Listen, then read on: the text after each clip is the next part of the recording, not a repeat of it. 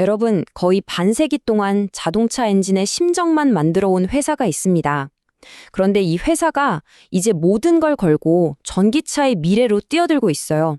오늘 최신 기업 보고서를 탈탈 털어서 이 전통의 강자 DIC가 벌이는 거대한 도박의 내막을 샅샅이 파헤쳐보겠습니다.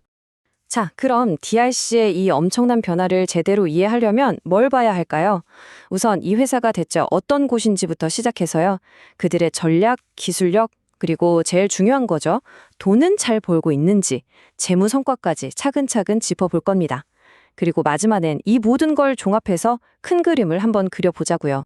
네, 그럼 첫 번째 순서죠. 오늘 이야기의 주인공, DIC가 과연 어떤 회사인지부터 알아보겠습니다.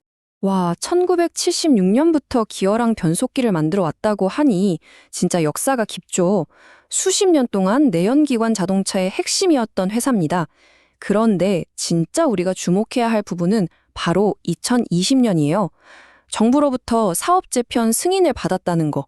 이게 그냥 신사업 하나 추가하는 그런 수준이 아니고요. 우리 회사는 이제부터 전기차 회사로 완전히 체질을 바꾸겠습니다 하고 공식적으로 선언한 거나 마찬가지거든요. 좋습니다. 그럼 이 전환이라는 게 구체적으로 뭘까요? 도대체 어떻게 바뀌고 있다는 건지 그들의 핵심 사업부터 한번 들여다보죠. 보시면 매출의 90% 이상이 여전히 자동차 부품에서 나오고 있어요. 그럼 바뀐 게 없나 싶으실 수도 있는데 진짜 중요한 건 저 이름 아래 숨어 있는 내용의 변화입니다. 예전에는 엔진, 변속기가 거의 전부였다면 지금은 바로 저기 보이는 EV 감속기 있죠. 저런 전기차 핵심 부품의 비중이 무섭게 커지고 있다는 겁니다. 바로 이 문장이 회사의 의지를 아주 명확하게 보여줍니다. 보고서에 딱 이렇게 써놨어요. 전동화, 자율주행차 부품 기업으로 발빠르게 탈바꿈하고 있으며 생산 비중도 급격히 증가하고 있습니다. 이건 우리는 더 이상 과거의 내연기관에서 머물지 않겠다는 그런 명백한 선언인 거죠. 자, 그런데 말은 누가 못하겠습니까? 우리 미래차 기업 될 거다. 말만 하고 실제로는 아무것도 안 하는 거 아닐까요? 진짜 그런지 그 증거를 한번 연구개발, R&D에서 찾아보겠습니다. R&D 목록을 딱 보니까 이게 그냥 하는 말이 아니구나 싶죠. 전부 다 미래차에 관련된 것들입니다. 예를 들어서 저기 전자식 변속 시스템 SBW라는 거? 이게 뭐냐면요. 예전처럼 기계로 기어를 바꾸는 게 아니라 전자신호로 제어하는 기술이거든요. 자율주행이 없어서는 안 될 핵심 기술이죠. 그러니까 지금 돈을 어디에 쓰고 있는지를 보면 이 회사가 어디로 가고 있는지 명확하게 보이는 겁니다. 특허 목록을 보면 인건 더 확실해집니다. 전자식 변속 제어 시스템 이런 건 당연히 예상했던 건데 저거 한번 보세요. 폴리에스테르계 수지분해 정치. 이게 되게 재밌어요. 이게 뭐냐면 플라스틱 재활용 기술이거든요.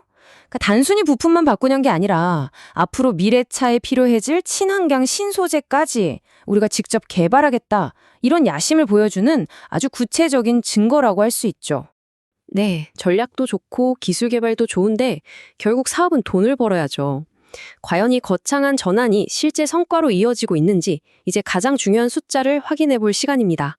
자, 2025년 상반기 매출액 3,997억 원입니다. 이 숫자만 딱 들으면 많은 건가? 감이 잘 안 오실 수 있는데요. 중요한 건 이게 작년보다 얼마나 늘었냐 그 성장세입니다. 그리고 영업이익은 166억 원을 기록했습니다. 이익은 더 인상적인데요. 자, 그럼 이 두 숫자가 작년하고 비교했을 때 얼마나 대단한 건지 바로 다음 장에서 보여드리겠습니다. 바로 이겁니다. 전년 같은 기간하고 비교해봤더니 매출은 약 8.9%가 늘었고요. 영업이익은 무려 31.7%나 증가했어요. 이게 바로 핵심입니다. 전기차로 바꾸겠다고 엄청난 투자를 하고 있는데 그게 그냥 돈만 쓰는 게 아니라 실제로 돈을 버는 성과로 나타나기 시작했다는 아주 강력한 신호인 거죠. 하지만 모든 게 다 장밋빛인 건 아닙니다. 동전의 뒷면도 봐야죠. 자본 구조를 한번 뜯어보니까 부채 비율이 63%가 넘어요. 이게 무슨 뜻이냐면 성장을 위해 투자하는 돈의 상당 부분을 빚으로 충당하고 있다는 겁니다. 물론 이 전환이 성공적으로 착륙하면 이게 엄청난 레버리지 효과를 가져오겠지만요. 만약에 시장 상황이 안 좋아지거나 하면 이게 그대로 리스크로 돌아올 수 있다는 거 우리가 계속해서 지켜봐야 할 부분입니다. 자, 그럼 지금까지 살펴본 이 조각들을 다 모아서 DIC라는 회사의 큰 그림이 과연 어떤 모습인지 한번 정리해 보도록 하겠습니다. 정리하자면 이렇습니다.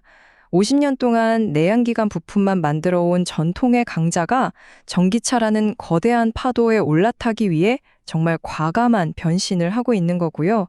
그리고 그 변신이 그냥 말로만 끝나는 게 아니라 R&D 투자와 실제 재무 성과로 그 가능성을 조금씩 증명해내고 있는 중인 거죠. 결국 이 모든 이야기는 하나의 큰 질문으로 이어집니다. 과연 DIC 같은 전통적인 엔진 부품 회사가 격변하는 시장에서 살아남아 글로벌 전기차 공급망의 핵심 플레이어로 거듭날 수 있을까요? 이 여정이 다른 수많은 전통기업들에게 생존의 교과서가 될지 아니면 거대한 도전 앞에서 좌절하는 또 하나의 사례가 될지 정말 흥미진진하지 않습니까? DIC의 미래, 여러분은 어떻게 보시나요? 정말 궁금해지는데요.